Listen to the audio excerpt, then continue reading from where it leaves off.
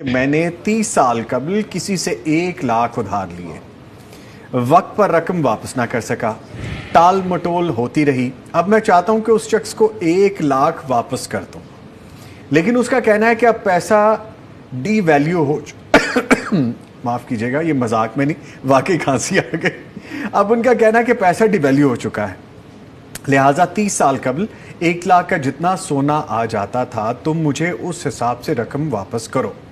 سوال یہ ہے کہ کیا اس کا یہ مطالبہ درست ہے؟ میں کس حساب سے رقم واپس کروں؟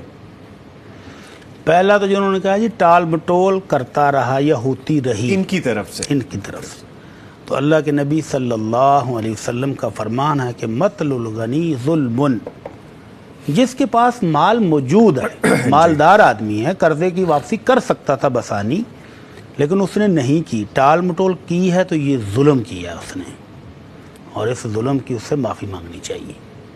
ٹال مٹول اتنی کی ہے کہ 30 سال ہو گئے ہیں، اور ڈی ویلیو والی بات بھی اس کی ٹھیک ہے کہ اب اس 1 لاکھ کا جو 30 سال پہلے جو قیمت تھی، اب اس کے مقابلے میں تو کچھ بھی نہیں ہے، کچھ بھی نہیں رہ گیا۔ لیکن کیا جس نے 1 لاکھ روپے دیا تھا وہ مطالبہ کر سکتا ہے؟ تو یہ پیپر کرنسی کی مصیبت ہے۔ اصل کرنسی تھی سونا اور چاندی۔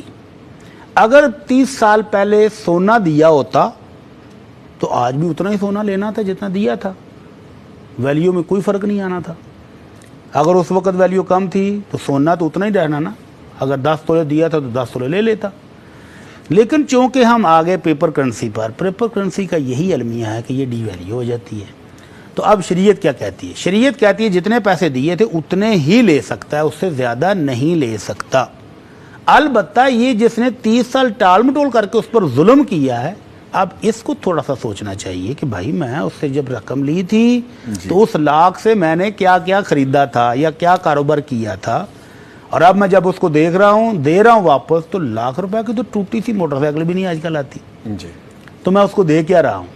تو اگر یہ اپنی طرف سے اس کو کچھ زائد دے دے تو اس کا لینا جائز ہے، لیکن اگر وہ مطالبہ کرے تو پھر جائز نہیں ہے۔ یا تو یہ پیسے دیتے وقت طے کر لیتا کہ بھائی جان میں 1 لاکھ روپے دے رہا ہوں، اس وقت سونے کا ریٹ یہ ہے، سونے کے حساب سے میں آپ کو پیسے دے رہا ہوں تو سونے کے حساب سے لوں گا، تو پھر ٹھیک تھا۔ لیکن اگر اس وقت طے نہیں کیا تو پھر ان کا زائد کا مطالبہ کرنا جائز نہیں ہے۔ البتہ قرض لینے والا اگر اپنی طرف سے کچھ زائد دیتا ہے اس کو، تو یہ اس کی نیکی ہوگی، اور جو ظلم اس نے 30 سال کیا ہے اس کی تلافی ہوگی۔